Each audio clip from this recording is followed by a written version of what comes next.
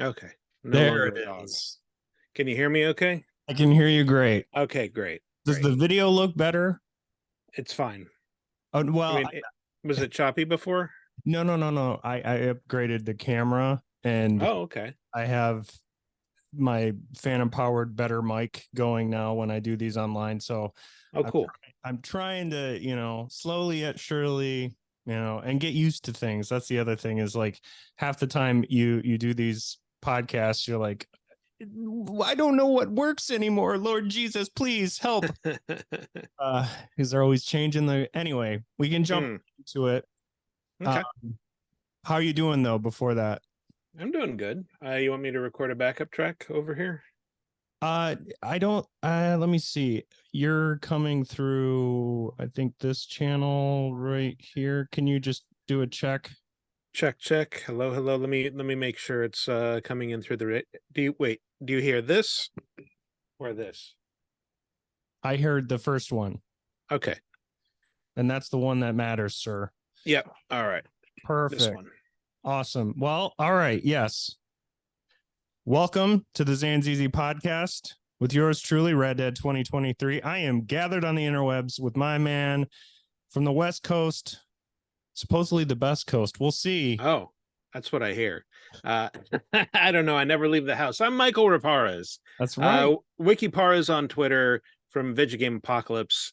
I can't say vigigameapocalypse.com anymore because the website's not working, but Oh, you can bully. find us wherever web or podcasts are sold. Uh, but we do a weekly podcast about video games with the top five and talk about new releases and news, etc. That's true. And actually, Michael has been gracious enough to be on the podcast now. I think you're entering like top host, co host territory here, like four or I, five, I thought this was just number three. Maybe you're maybe. right. Because we did, God, what was the Did the first? Jesters? Jesters. Yep. Number six. Yeah. Then And then the presidential relatives. Was there something in between those? I presidential forget. families. Let me stop. Let, or let me solo her. Right. Yes. Okay. So you're right. I'd forgotten about that one. And number four, we're going to talk about the history of duels. Holy shit, is this a fascinating subject? So, before we get into this, and thank you, you brought up your show, Michael. You're a big video game player, as am I. I just got a PS5. I wanted to tell you, Oh, congrats. so I'm in the current gen finally. Although I did Hmm. have a Series S, it I now that I've been playing games on there, holy cow, we are. I mean, I know there's things to complain about nowadays when it comes to video games, but still, wow, it's incredible. But I've been playing some different games here and there, and I noticed that some of the games, like from the past, like say The Witcher 3 got upresed, and then I noticed that Red Dead had not even a remake, just came out on the Switch. Remaster for Switch and PS4. So Right. that's a little bit strange. Like that's happening now. Okay, I haven't actually tried that one. I've heard it doesn't add a whole lot, but Yes. yeah. Well, speaking of that, you do have some shootouts in that. And in duels, I always thought that it was guns, but it came quite a bit earlier than that. In Oh fact, yeah. most duels, the hype train of duels really came from the medieval period, which is swords and spears per se. Hmm. Um, did you have any knowledge about duels before we kind of discussed doing this topic? Oh, some, yeah. I mean, the idea that you have a second and there's a lot of formality. It's not just like two guys getting into a fight and then like, oh, pistols at dawn. Okay, I'll see you out in the battlefield, whatever. There's a process to it that it was like a legal thing almost. And like even Yes. after it became highly illegal, like that process still remained that like you have to have witnesses, you have to have someone to kind of watch your back and make sure the other side doesn't try anything hinky. And yeah, it's just a way to kind of keep this violence very tightly controlled.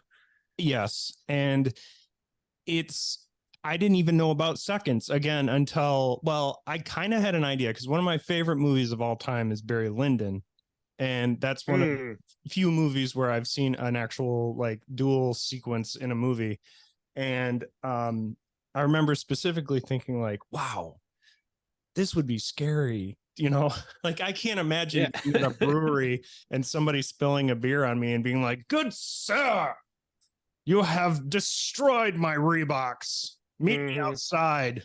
Demand satisfaction. Hit you in the face with a silk glove. Yeah, exactly.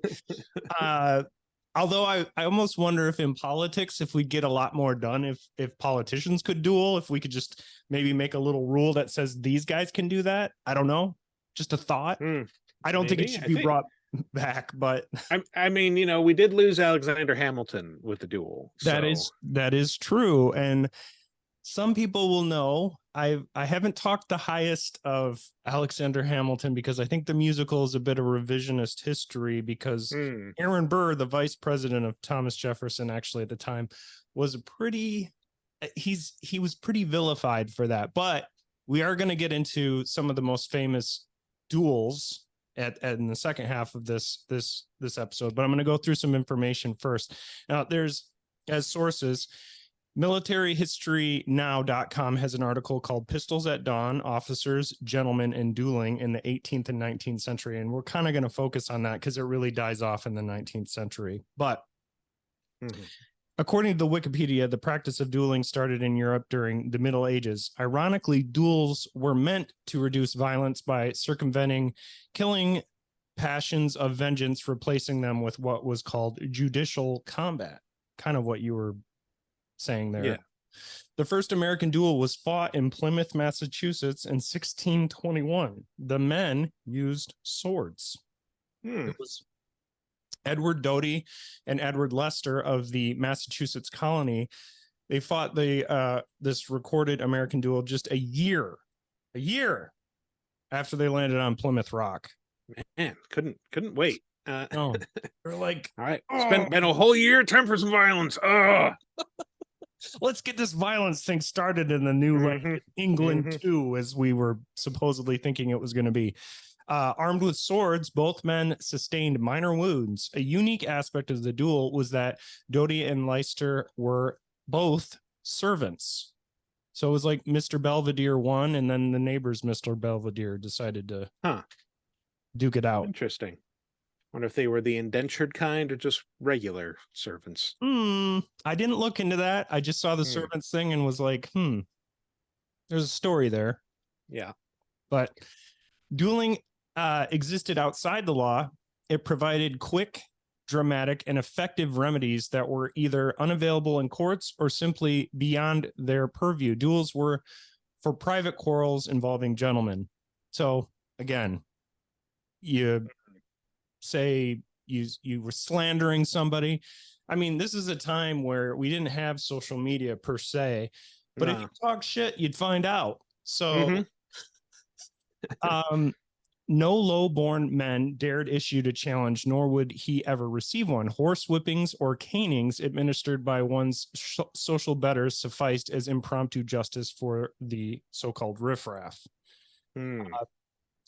On the other hand, a duel furnished a gentleman a chance to publicly display his resolve and courage in the defense of that most sacred of well-born causes, personal honor. Yeah.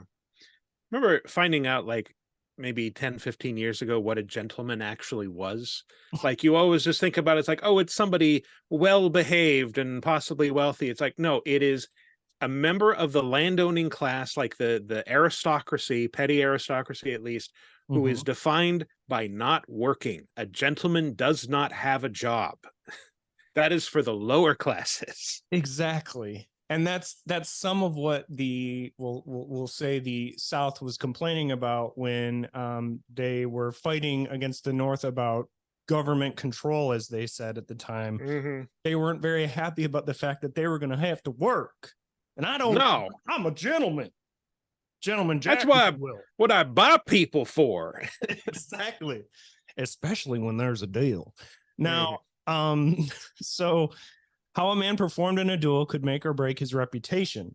Now, a woman, and I immediately thought of this, and then this will come up more. Women, especially during duels, a woman of substance might well ask a man she was considering as a husband, "Have you blazed yet, sir?" Oh, 420, blaze it. Got it. All right. Exactly. And here on Well, the what Zine, does blaze mean in this context? it meant "Have you dueled?" It was kind of a Oh, okay. term at the time, so it was like, "Have you blazed yet, Jonathan?" Mm. And he's like got the red eyes and just staring up at the Mm-hmm. sky, and he's like, "Yeah, babe, Yeah. I blaze all." Sorry, just imagining Jonathan lighting a giant spliff. I can't get that image out of my head. You know what? Hey, I get it, man. Times were tough back then. Times are tough now. Now, this is interesting to me. Modern statistical analysis shows only about 20% of duels resulted in fatalities. Huh. That's So interesting. it is interesting to me, but it also speaks to one of the rabbit holes I went down, especially with this episode, was different accounts from duels, and we'll get more into that. But I mean, yes, the gentlemen of the time who had duels, and as you alluded to, the most famous duel, even then, revolvers and ammunition, none of this was like of the technical preciseness that we have today. You know, there was, as bad as medicine was, and as bad as one could get ill from, say, a scrape. Oh yeah. Or a soft bullet, we'll say, from the Civil War. A lot of times people did still live through these injuries. And in the case of a duel, with there only being a 20% resulting in fatalities, a lot of that wasn't at the duel. Like somebody could, per se, get shot and then walk away from it and then say die later because he's like, oh shit, Yeah. I should have poured whiskey on it. It's an infection. Exactly. So, according to the Dueling Handbook published in Britain in 1829, a duelist had a 1 in 6 chance of being wounded and a 1 in 14 chance of dying. Still scary odds. Yeah, it is. But I mean, if that's what's fun, like you don't have video games and like, man, I'm not allowed to get into fights or, there's no hunting right now, whatever people did for fun back then. Like, yeah, I could see like, yeah, I miss being in the army. Let's fight a duel. It's funny for me because immediately I think of like, I just got 3 duels in this week. I'm on what you might call a dueling pass, extended trial right now, and once I get enough punch cards, I get a brand new Smith and Wesson. There, and this might come up a little bit later when we get to the actual duels of importance, though not necessarily because they're all bad. If somebody gets hurt, dies, it's somebody's family member, but during, and this was a previous episode, we did the War of 1812, and we were talking specifically towards the end about the Battle of New Orleans, and some of the, we'll call riffraff, like I mentioned earlier, who joined up with Andrew Jackson to fight in New Orleans, specifically were like loose cannon duelists of the period, and they were given actually issued cards, like dueling cards you could just hand somebody to duel them. Interesting. So yeah, which is just funny to think of saloons filled with guys just pissed off, hungover, just boner battle ready at all times, throwing out their cards left and right, and they're like, like you wake up and you're like, shit, fuck, I knocked that guy's hat off, and now I got a duel at 8. I got a duel at 9. Yeah, barely remember any of it. Exactly. Yeah. So most gentlemen never fought a duel, and those who did typically fought only 1 or 2. A few developed a taste for it and constantly provoked opportunities to display their courage and skills. These professional duelists inspired fear from most, admiration from some, and scorn from contemporary moralists. They bore nicknames such as 100 Duel Diet, or I said Diet Dick, 100 Duel Dick, Blazing Bob, Mm-hmm. and Mm-hmm. Feather Spring Ned. Ah, Feather Spring Ned. Yeah, I cannot be afraid of that guy. Sounds like he's advertising a mattress. I don't Um, know. I don't like feathers. Birds are supposed to be in the up in the yeah. air, and I shoot them out of there.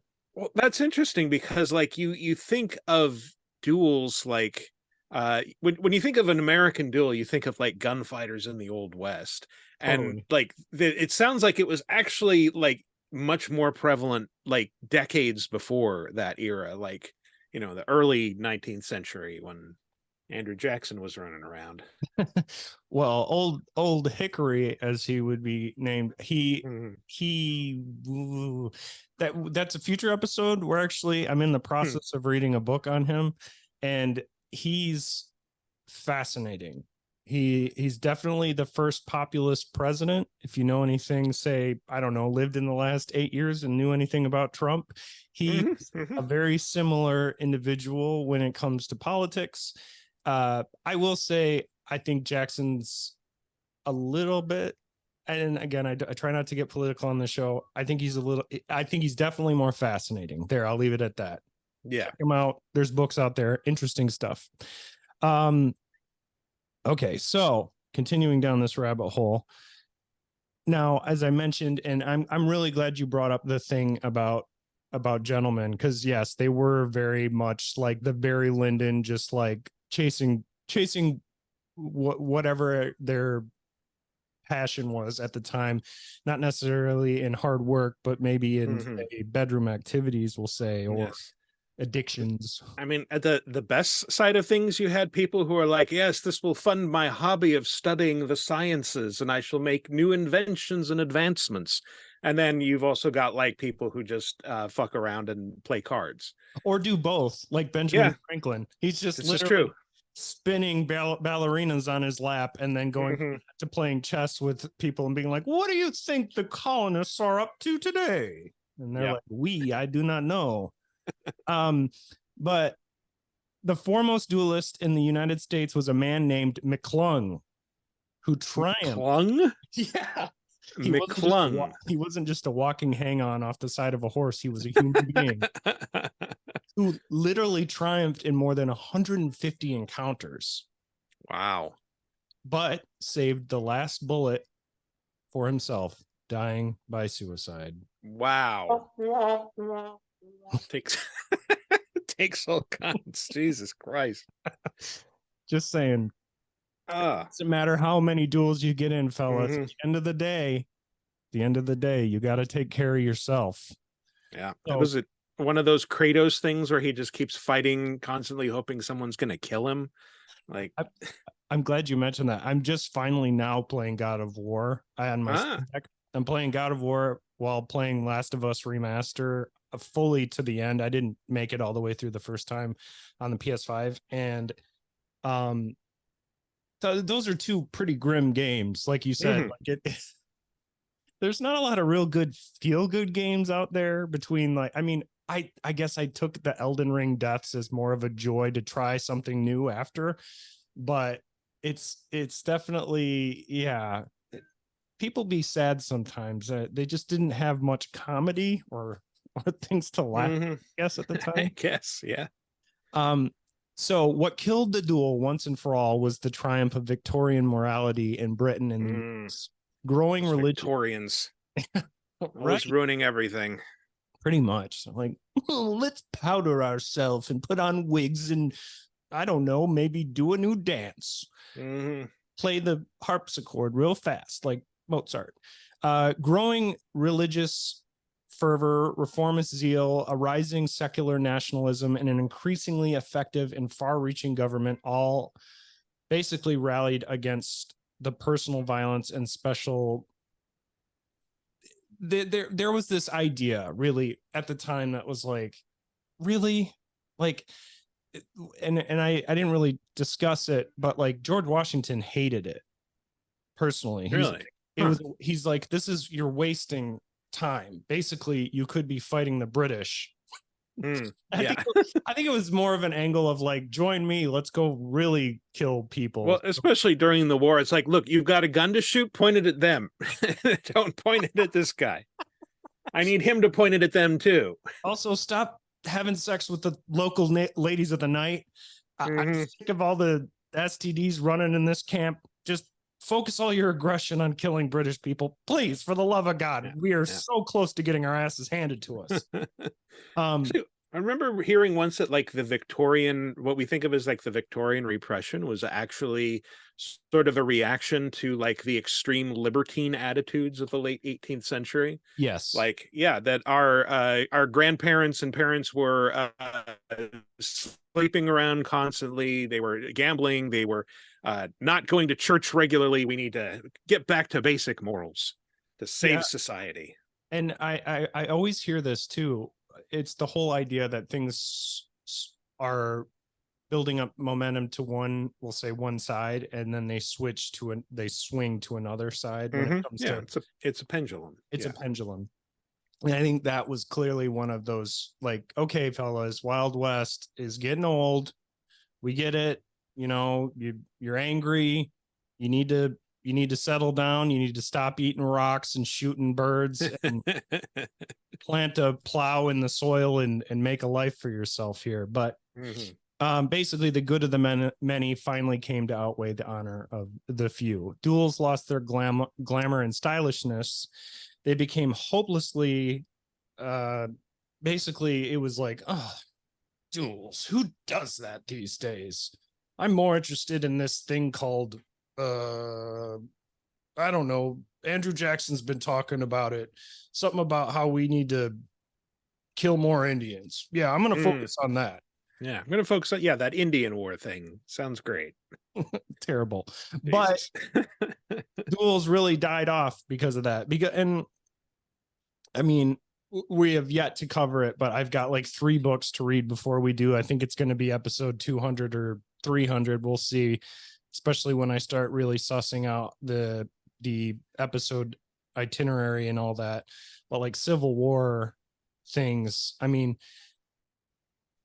you know, you go back to things like the Revolutionary War and you see how things change, but really doing the info for this too, you can see how subtly this changes kind of the mode of, say, us becoming more civilized as a country too.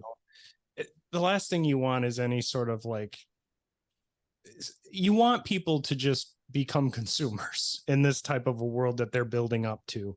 You want Yeah. people to have an allegiance to this new country, which is in its infancy. And, you know, War of 1812, which we covered, was basically the president had Madison had a boner for the idea of us going to war, and he had to find a way into that. And then we used a motley crew of people to stomp the Brits out, and mostly because Napoleon was on the other side of the world, stomping the Brits on that side, and they were kind of Mhm. like, oh, when is tea time? War is over. Fucking settle this and move on.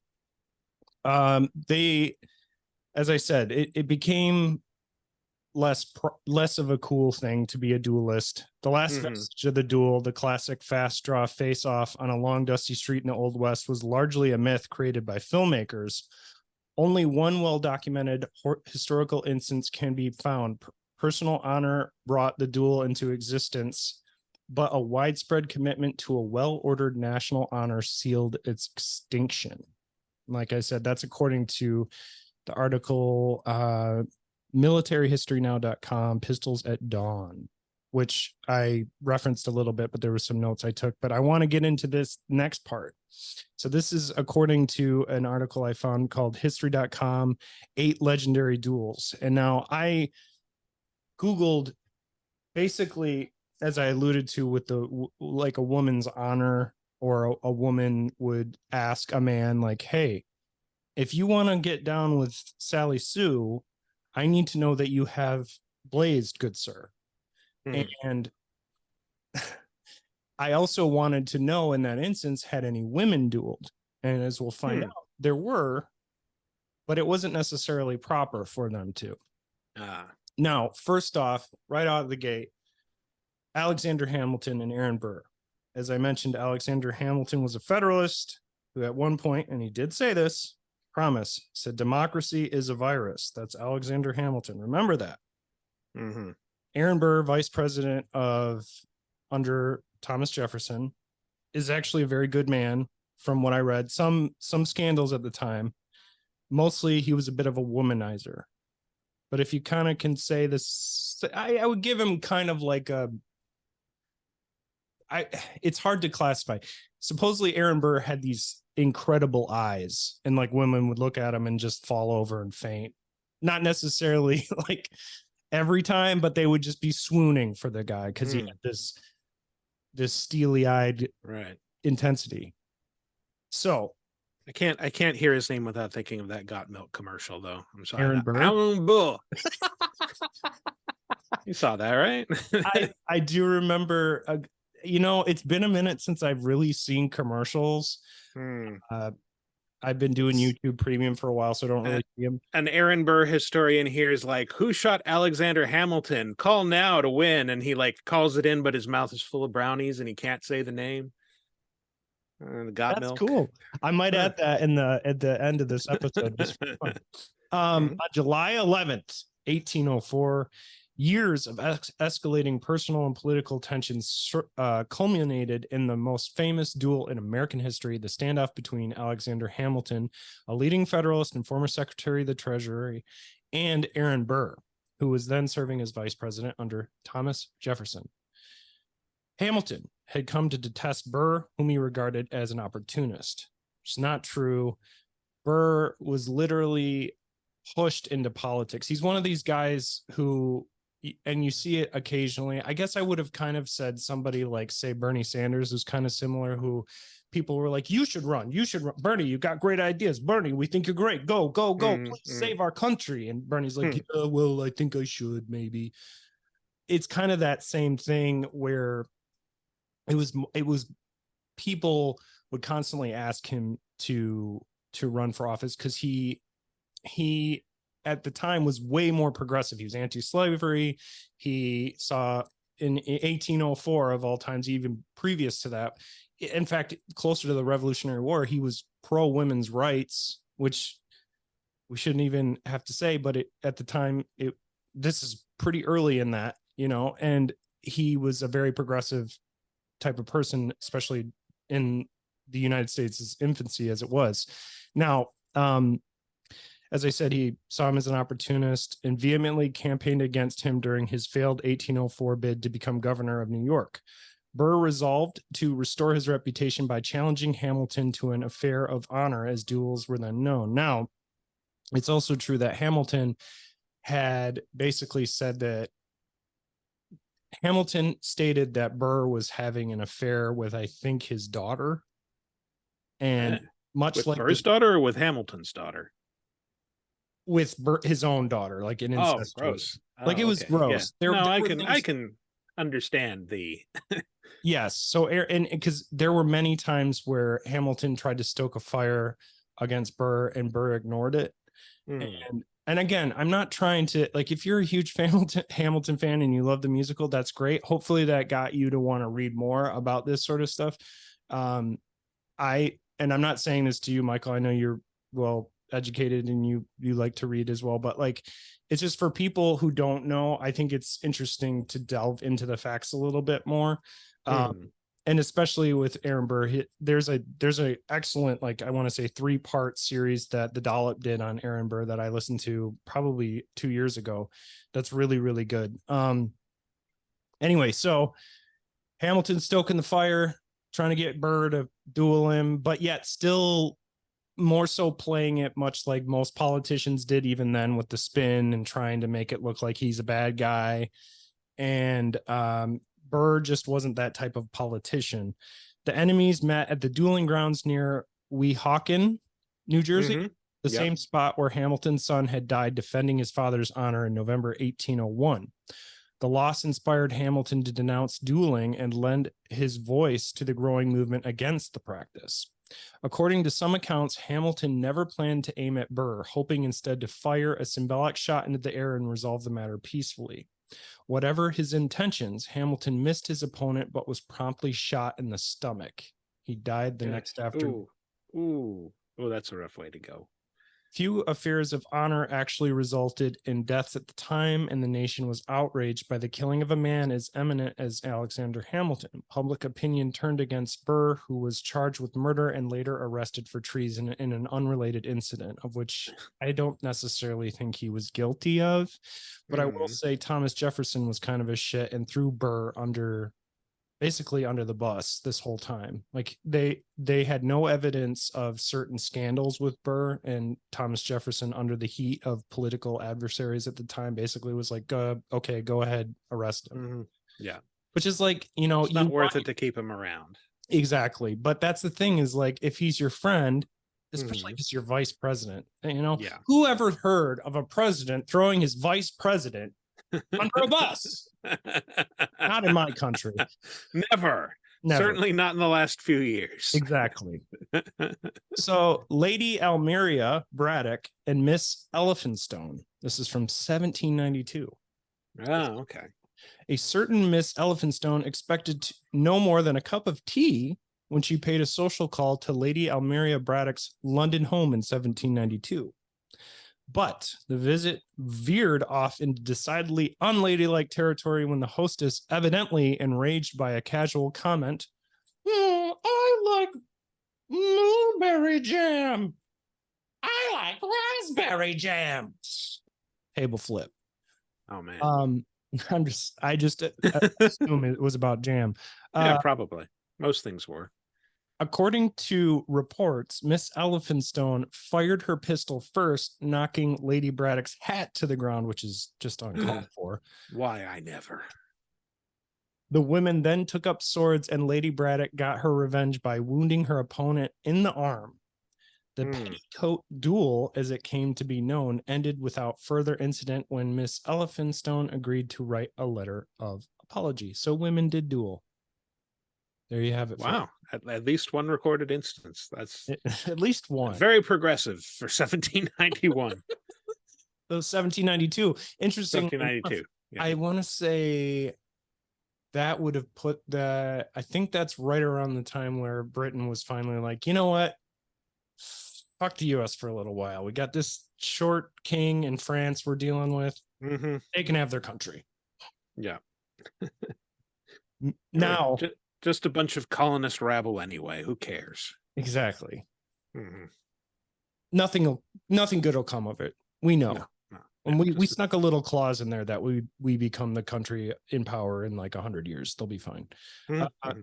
Miyamoto, Musashi, and Sasaki Kojiro from 1612.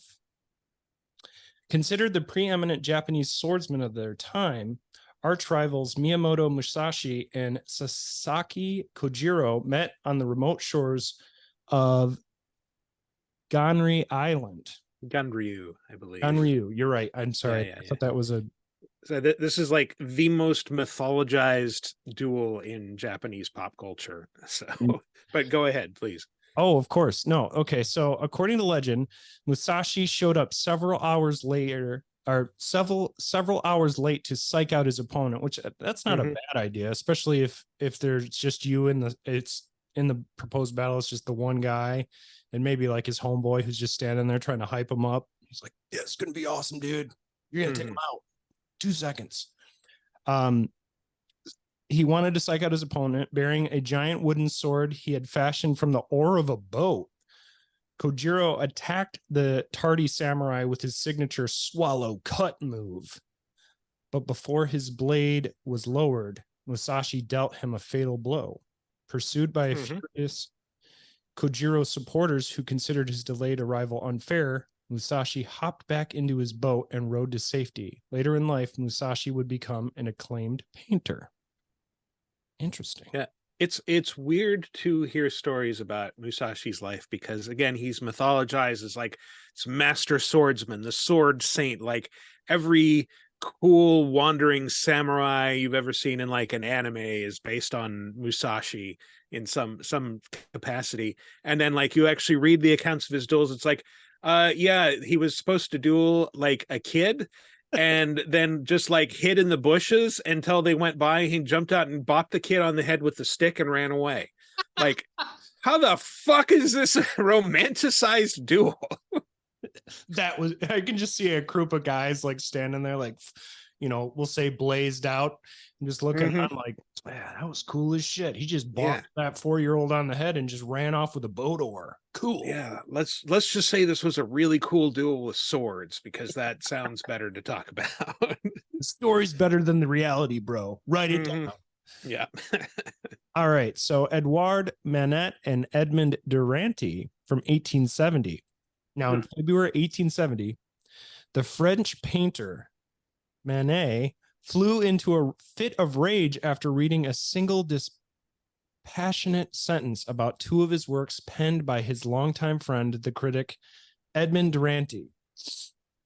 The artist stormed into Paris Cafe Goubois, slapped Duranty in the face, and challenged him to a sword duel.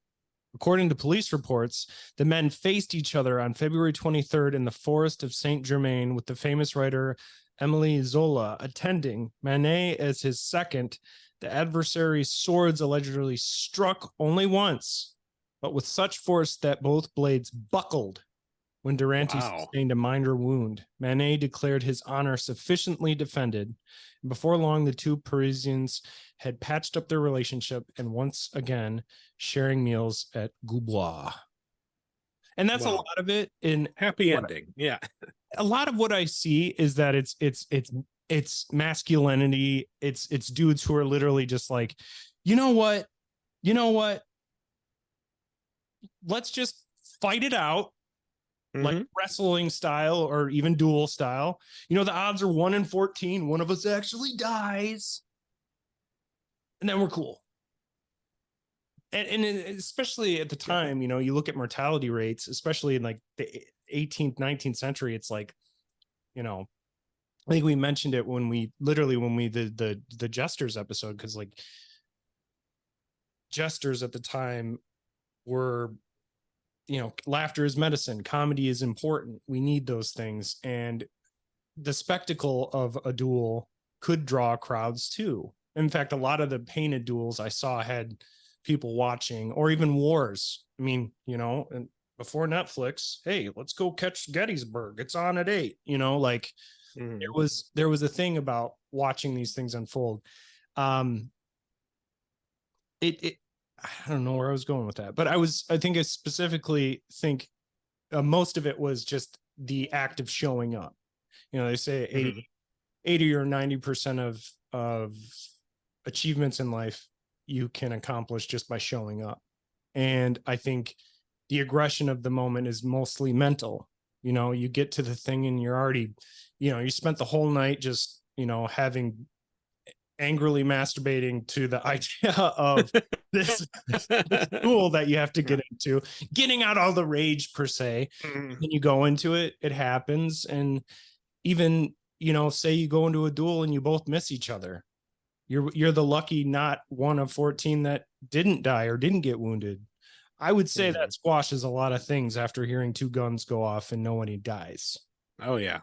Well, and I also imagine like even if you just like get grazed or stabbed, like the second that you either feel that pain or like I think there's something that happens when you hurt someone else and you realize like, oh, I've gone too far, I've really hurt this person.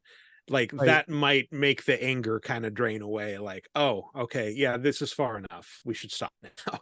True. Yeah, totally. Totally.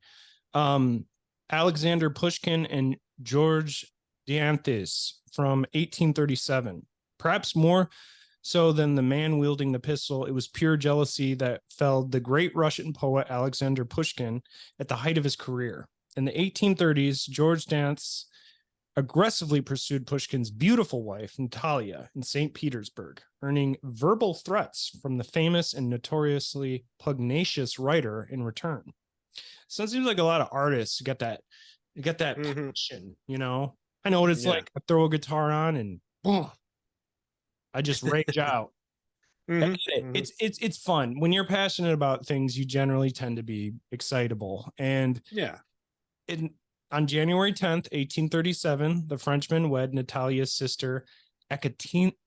Ooh, Ekaterina. Ekaterina. Katerina? Yeah, something like that. Hmm. Ekaterina. Yeah, Ekaterina. I think it's Ekaterina. Ekaterina. Nice. Perhaps to dispel rumors of an affair and quell Pushkin's wrath. Nevertheless, on January 27th, the newly minted brothers-in-law met in a duel. Dantis escaped with a gash on his arm, but Pushkin took a bullet to the stomach and died Oh, damn. 2 days later. Terrible. A Terrible. lot of people get gut shot and then just, what a Yeah, slow, agonizing death. terrible. And, Mm. I could see modern medicine at the time being like, you'll just shit it out. It'll be fine. And then being like, uh-oh, Yeah. you're pretty gray there, fella. Why don't you lay Hmm. down? Here, take this eel, put it on your nose. It'll help. Hmm. Is Was it President McKinley? I want to say there was one president who was shot by an assassin, and then it took him days to die, but the real cause was the infection from the doctors digging around with their dirty hands in the Yep, wound. yep, Hmm. exactly. Yeah, because Teddy was like, oh, good, he survived. He's doing good. In fact, Teddy Roosevelt at the time was like off in the woods somewhere, like looking at a bird, being like, it's a floating MacGuffin. And then some dude ran up and was like, hey, Teddy, McKinley's dead. And he's like, what? Last I knew, he was fine. I mean, it's crazy how those things would turn. Um, Isabella de Carrazzi, Isabella de Hmm. Carrazzi, and Diambra de Pitanella from 1552. Fabio de Zerzola may have been the most sought after bachelor in 16th century Naples. At a time when many duels were fought between men for a disputed lady's favor, two young women, Isabella de Carrazzi and Diambra de Petanella, competed for Zerzola's affection in a public sword fight. Here, ladies showing us up. Wow. All right. Yeah. Although the outcome is unknown, the sensational event kept gossips' tongues wagging for decades to come. In 1636, the Spanish artist José de Roberta immortalized the story in his famous painting, Duela de Mujeres, Duel of Women. Mujeres. Yeah, but yeah. I'm I'll look working that on my up. pronunciation. I bet it includes nudity. Yeah, see this painting, the Mhm. both you should have seen it. Petanella, she was at least 60 feet tall, big rack, Mhm. nipples erect, pointed to the sky, and her amazing bush was Oh smelled of flowers. Yeah. no, I think this. If I'm looking at the right one, there is no nudity. They're Ah, actually they've got shields and swords and everything. this is an excellent time to plug our Instagram, which you should check out. I will post the picture there that Michael is referencing. Also, you can see us on our YouTube channel, Zanzizi Podcast, of which you will see Michael's beautiful beard. Bearded Oh, face. hooray! Also, we got two more to go here. So Ben Jonson and Gabrielle Spencer from 1598, a contemporary, interestingly enough, of William Shakespeare. Ben Jonson overcame a rough upbringing to become an accomplished playwright, poet, and actor. He also cultivated a bad boy reputation through his ruthless exploits as a soldier, his hard drinking lifestyle, and his inflammatory writings. On September 22nd, 1598, he killed the actor Gabrielle Spencer in a duel that may have arisen after the two men quarreled over which theater troupe was Elizabethan England's finest. I like AMC. That's something No, worth dying over. I like Absolutely. Cinemark. Um, No, that's not. Sentenced to hang for the murder, Johnson used a legal loophole known as the benefit of clergy, reciting a Bible verse to escape the death penalty. So Wow. remember Okay. Ecclesians if you're ever up for hanging, folks. His property was ultimately confiscated and his thumb branded. Johnson's hit play Every Man in His Humor was produced the same year with Shakespeare himself playing a role. Wow. Shakespeare is definitely an episode down the road because I've always been Mhm. fascinated. They have the idea that it was like many men or maybe many monkeys with long quills who wrote all his plays. Who knows? There's Yeah. some crazy conspiracies out there. Now our last and most interesting, Andrew Jackson, Old Hickory himself, and Charles Dickinson in 1806. Hmm. More than 2 decades before he became the 7th president of the United States, Andrew Jackson faced off against Charles Dickinson, a lawyer regarded as one of the best shots in the area in Logan, Kentucky. I'm sorry if you thought this was the author, listeners and folks and viewers out there. The proud and volatile Jackson, a former senator and representative of Tennessee, called for the duel after Dickinson described his wife Rachel as a bigamist, referring to a legal error in her 1791 divorce from her first husband. Now, that's true. Rachel, Jackson's first wife, was actually still technically married when they supposedly got married, and that was a scandal at the time. Whoops. But I think a lot of it was just, again, country in its infancy. We're like, what are laws? What are they? Do we just let's try out this scandal thing. How about a woman due to a clerical error is technically still married to another guy? That's okay. That's a pretty good beginner scandal. We can start there. That's a great first scandal. You know, you get your foot in there, you get it a little wet, and then you start having sex with slaves. Who knows? Oh, Jesus. I'm sorry, my bad. But so according to this, the two men met with pistols in hand, standing 24 feet apart in accordance with dueling custom. After the signal, Dickinson fired first, grazing Jackson's breastbone and breaking some of his ribs. Jackson, a former Tennessee militia leader, maintained his stance and fired back, fatally wounding his opponent. It was one of several duels Jackson was said to have participated in during his lifetime, the majority of which were allegedly in defense of his wife's honor. So, in that case, I say that's not so bad. I mean, if you're going to fight, you're going to protect your family and your loved ones, you know, if it's going to actually come to that. And I feel good saying that's a decent enough reason. But this is an interesting fact. Andrew Jackson supposedly was in almost at least somewhere in the range of about 100 duels in his life. Oh, good Lord. Prolific guy. He was. He liked to settle his disagreements with steel, and interesting president in a forthcoming episode. Like to settle a lot of things with steel, from what I understand. Yeah. Anyways, that's your episode, folks. Duels. We talked about duels. We talked about kind of when they originated. They went out in the 19th century. Some Karens out there probably think they would like to start duels, but realistically, it's a bad idea, folks. Violence doesn't really solve much anyways. No, just even if you both survive, it's just you just feel kind of bad about it afterward, unless you're a Parisian painter and art critic, apparently, who can get along. One thing I was kind of hoping you would touch on, it's like the weird tradition of like German academic fencing. Have you ever heard of this? Like academic duels? I thought about doing a separate episode specifically on fencing because there's another movie that specifically I had seen a fencing duel in or whatever, and I didn't really touch on that because I was more focused on the idea of guns. I guess maybe it's because I'm an American.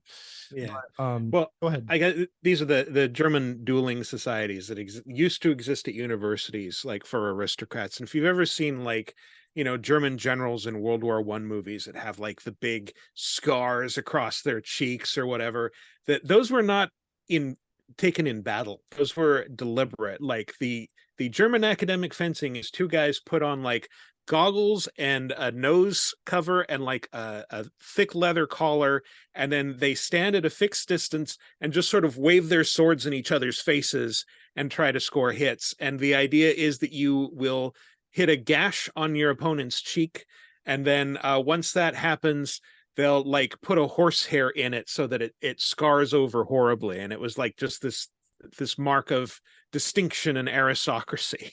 I wonder if that got guys more attention from the opposite sex and or whoever they were trying to bet at the time, if they had like multiple horsehair scars. Could be, yeah.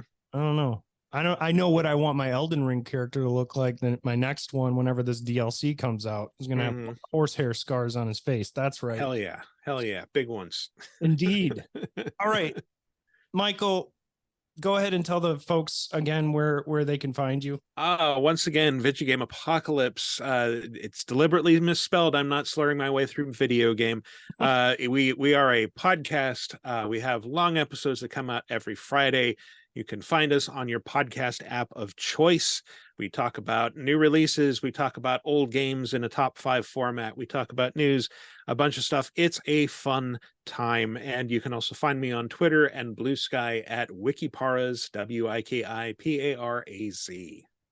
Indeed. And we'll have him on again. He's a great guest. I love the guy. He's Oh, very thank smart. you. And he always tells me the latest taps on his podcast when it comes to video games, him along with his rabble tabble group of rogues and duelists over there. Yeah, yeah, always fighting. Hey, you know what? It leads to fun discussion.